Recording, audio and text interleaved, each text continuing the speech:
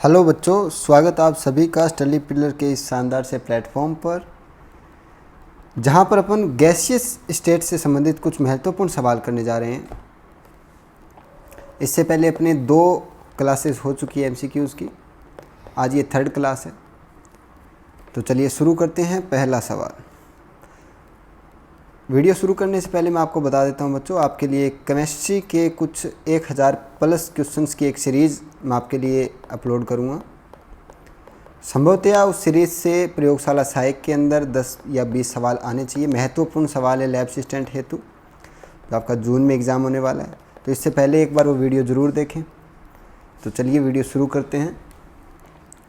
पहला सवाल, T तापमान तथा P दाब पर SO2 तथा हीलियम गैस के समान आयतन को एक छिद्र से निस्तारित होने दिया जाता है, तो हीलियम के निसारण की दर है।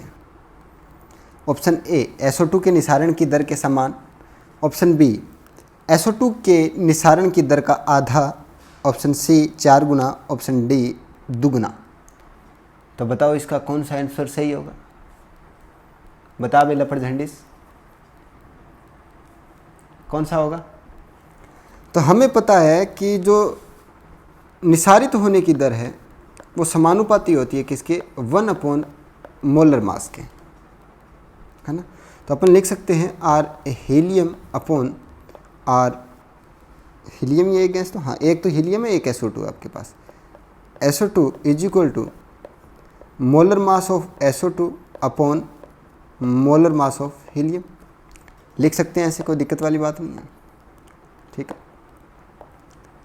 अभी मान पुटअप करो इसके अंदर। हीलियम के निसारण की दर अपॉन SO2 के निसारण की there is equal to, SO2 का मोलिकुलर वेट कितना होता है? सल्फर का 32, और 32 ही किसका? ऑक्सीजन के कारण, तो हो गया 64, ठीक है। अपॉन हीलियम का कितना होता है? 4, और इसका सभी का अंडर रूट, ठीक है। तो ये आ गया R helium upon R SO2 is equal to कितना हो गया? अंडर रूट 64 का अंडर रूट करोगे तो बच्चों आ गया 8, और 4 का अंडर रूट आ गया 2, तो ये यहाँ से मिला 4। तो R helium is equal to R SO2 multiply 4। तो हीलियम की जो रेट है निसारित होने की वो SO2 की कितनी है? 4 गुना है। वैसे भी देखो, हीलियम का जो मोलिकुलर वेट होता है वो कितना होता है? 4। SO2 का मोलिकुलर वेट कितना है बच्चों? 64, है ना। यही है। तो निश्चित सी बात है, हीलियम हल्की है तो ज़्यादा तेज़ी से क्या होगी? निसारित होगी, तेज़ी से निसारित, तेज़ी से बाहर निकलेगी, ठीक है। और SO2 थोड़ी भारी गैस है तो धीरे धीरे निकलेगी।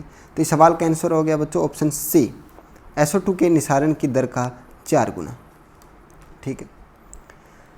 नेक्स्ट सवाल करते हैं। सवाल नंबर 2 क्या कहता है हमें कि 2 ग्राम हाइड्रोजन,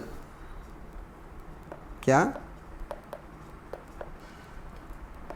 2 ग्राम हाइड्रोजन एक पात्र से 10 मिनट में विस्तारित हो जाती है, समान समय तथा समान स्थिति में कितने ग्राम O2 विस्तारित होगा? बड़ा ही सिंपल सा सवाल है, कर सकते हो आसानी से। तो हमें पता है बच्चों, क्या निसारण की दर यहाँ इस बार क्या मात्राएं दे दी आपको और मात्राएं पूछ ली।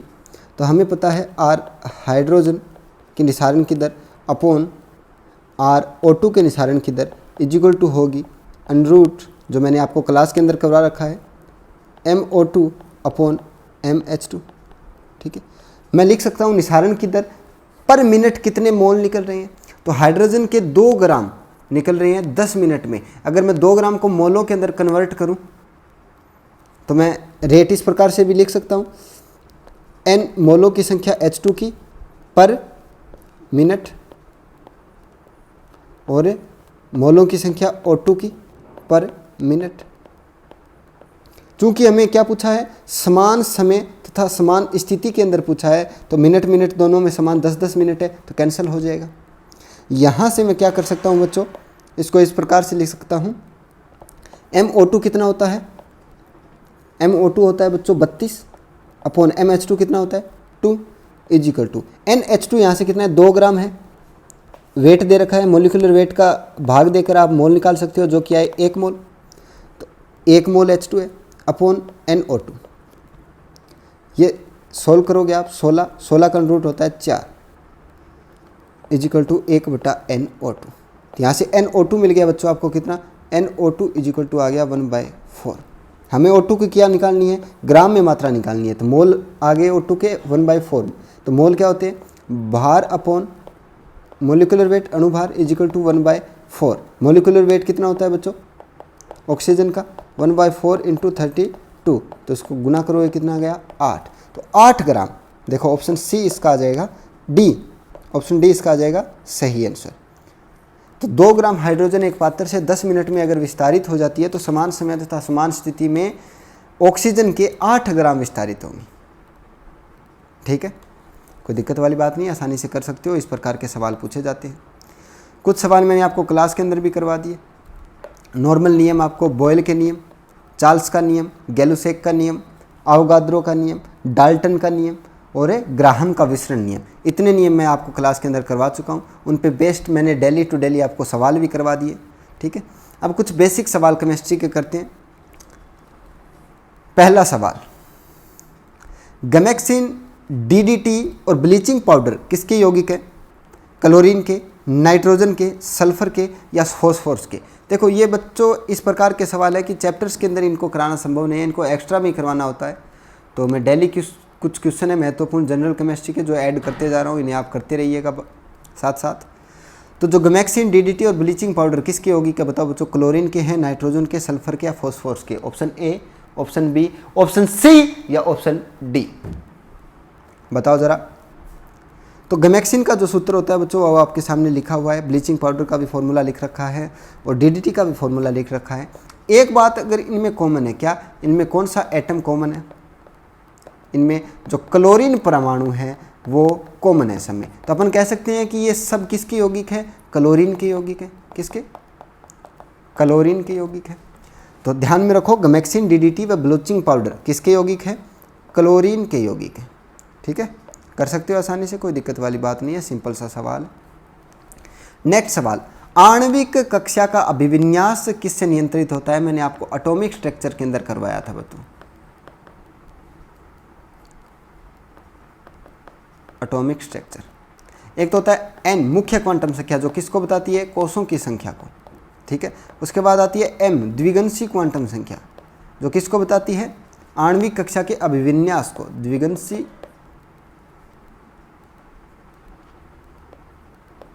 क्वांटम संख्या जो किसको बताती है, उपकोष को बताती है, उपकोष को, सॉरी बच्चों। फिर आती है चुंबकीय क्वांटम संख्या L, उल्टा लिख दिया मैंने है ना, एक सेकंड। N मुख्य क्वांटम संख्या के बाद आती है L, इसे बोलते हैं द्विगंशी क्वांटम संख्या। और द्विगंशी क्वांटम संख्या किसका निर्धारण करती है, उपकोषों का। ठीक है, उसके बाद आती है M चुंबकीय क्वांटम संख्या, मैग्नेटिक नंबर, और वो किसका निर्धारण करती है, आणविक कक्षक के अभिविन्यासों का। किस प्रकार उनका अभिविन्यास होता है, कक्षकों की आकृति आप कह सकते हो, कक्षकों की आकृति। ठीक है, तो वो निर्धारण कौन करती है बच्चों, चुंबकीय क्वांटम संख्या। तो इस सवाल का आंसर आ जाएगा बी, चुंबकीय क्वांटम संख्या। NCERT के सवाल हैं ये सारे जो आज मैंने ऐड किए, और बड़ी महत्वपूर्ण सवाल है। इनमें से कुछ सवाल प्रीवियस ईयर्स के एग्जाम्स के अंदर भी आए हुए हैं, तो इनको कर लीजिएगा। और वैसे आपके लिए मैं एक बड़ी सीरीज़ लेके आ रहा हूँ केमिस्ट्री के, उसके अंदर सारे क्वेश्चन टॉपिक वाइज देंगे आपको।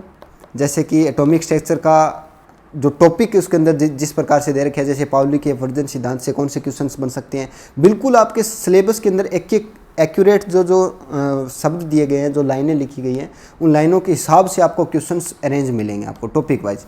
तो उस क्लास को छोड़िएगा मत, मैं कहूँगा अवश्य ही उस क्लास को आप समझ के याद करके कैसे भी उसको करिएगा। आपको लिंक मिल जाएगा इसी अपने चैनल पे, वीडियो मिल जाएगी आपको। सवाल नंबर 3 कहता है परमाणु न्यूक्लियस बने होते हैं किससे। परमाणु के न्यूक्लियस में क्या क्या होता है बच्चों, परमाणु के नाभिक में क्या होता है बच्चों, प्रोटॉन होते हैं जिस पर आवेश धनात्मक +1 होता है, और क्या होते हैं, न्यूक्लियस होते हैं। न्यूक्लियस पर आवेश क्या होता है बच्चों, 0 होता है। तो जो नाभिक है वो किससे, परमाणु में किससे बना होता है, न्यूट्रॉन और प्रोटॉन से। न्यूट्रॉन पर आवेश होता है 0। ठीक है, एक परमाणु के नाभिक 2 प्रकार से कणों से मिलकर बना होता है, प्रोटॉन और न्यूट्रॉन। प्रोटॉन पर आवेश +1 होता है, न्यूट्रॉन पर आवेश 0 होता है। ये न्यूक्लियस के अंदर होते हैं। तो प्रोटॉन और न्यूट्रॉनों से। जो इलेक्ट्रॉन होते हैं बच्चों वो नाभिक के चारों ओर चक्कर लगाते हैं। ठीक है, नेक्स्ट सवाल, जब लोहे में जंग लगता है तो उसका भार क्या होता है बच्चों, बताओ ज़रा। लोहे में जंग लगने से उसका भार में क्या होगा। लोहे में जंग, हमें पता है लोहे में जंग कब लगता है, जब वह पानी प्लस O2 के संपर्क में आता है, क्या, अपनी धातु, तो एक प्रकार का क्या बनता है, नया यौगिक बनता है। जैसे कि उसके साथ पानी भी जुड़ता जाता है और ऑक्सीजन भी, ये जुड़ने से निरंतर उसके भार में क्या होती है बच्चों, वृद्धि होती है ना। तो लोहे में जंग लगने से उसके भार में क्या होता है, बढ़ता है बच्चों। नेक्स्ट सवाल, लोहे में जंग लगना क्या कहलाता है। क्या लोहे में जंग लगना भौतिक परिवर्तन है, क्या वैद्युत रासायनिक परिवर्तन है, या वैद्युत परिवर्तन है, क्या होगा, भौतिक परिवर्तन। क्या ठोस द्रव गैस इस प्रकार का कोई परिवर्तन होता है, तो नहीं होता। ठीक है, वैद्युत रासायनिक परिवर्तन, कोई इलेक्ट्रॉन कोई चालकता में फर्क आता है, बिल्कुल नहीं आता, चालक बना रहता है। वैद्युत परिवर्तन भी नहीं होगा, किस प्रकार से होगा, तो यानी कि इस सवाल का सही आंसर कौन सा हो गया, ऑप्शन डी, इनमें से कोई नहीं होगा। लोहे में जंग लगना क्या है, एक अभिक्रिया है, एक स्लो प्रोसेस है, मंद अभिक्रिया। ठीक है, नेक्स्ट, तांबा किस कारण द्वारा शुद्ध होता है। तांबे को किस विधि द्वारा शुद्ध किया जाता है बच्चों, ये आपको बताना है। बड़ा ही सिंपल सा सवाल है, कर सकते हो इसे आसानी से, बताओ ज़रा। तपाने से, ऑक्सीकरण से, विद्युत अपघटन से, या मंडल परिष्करण से, बताओ। तांबा किसके द्वारा शुद्ध होता है, बताओ ज़रा। तांबा किसके द्वारा शुद्ध होता है, तपाने से, ऑक्सीकरण से, विद्युत अपघटन से, मंडल परिष्करण से। तो इसका उत्तर आएगा बच्चों वैद्युत अपघटन से। तांबे को शुद्ध करने की प्रक्रिया क्या होती है बच्चों, वैद्युत अपघटन। ठीक है, नेक्स्ट सवाल करते हैं, सवाल नंबर 7। सवाल नंबर 7 क्या कहता है, तरल अवस्था में पाई जाने वाली अधातु कौन सी है, बताओ ज़रा। 4 ऑप्शन है आपके सामने, A, B, C व D। ब्रोमीन, नाइट्रोजन, फ्लोरीन व क्लोरीन, बताओ ज़रा कौन सी होगी। तो ब्रोमीन इसका सही उत्तर आएगा। ब्रोमीन तरल अवस्था में पाई जाने वाली अधातु है। नेक्स्ट सवाल, जो ही मैं सवाल पढ़ूँ इसका आंसर कमेंट किया करो। तीव्र सीसा विषाक्तन को क्या कहते हैं, तीव्र सीसा विषाक्तन को बताओ ज़रा क्या कहते हैं बच्चों।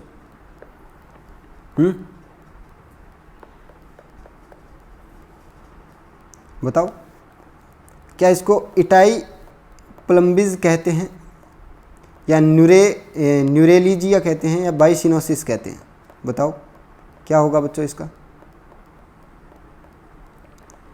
तो इसे प्लम्बिज कहते हैं बच्चों, क्या, प्लम्बिज इसका सही आंसर आएगा। ऑप्शन बी इसका करेक्ट आंसर है।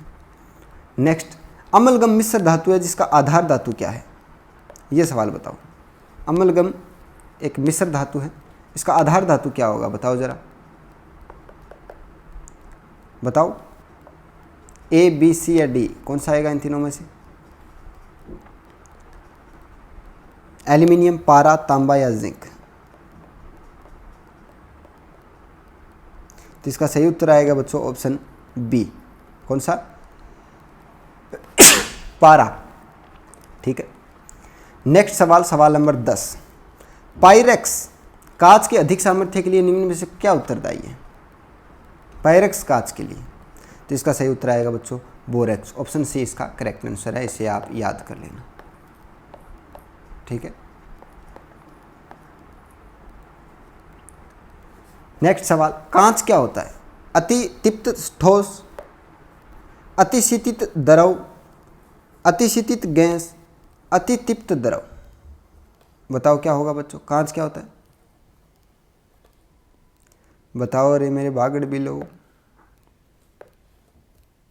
बताओ क्या होगा।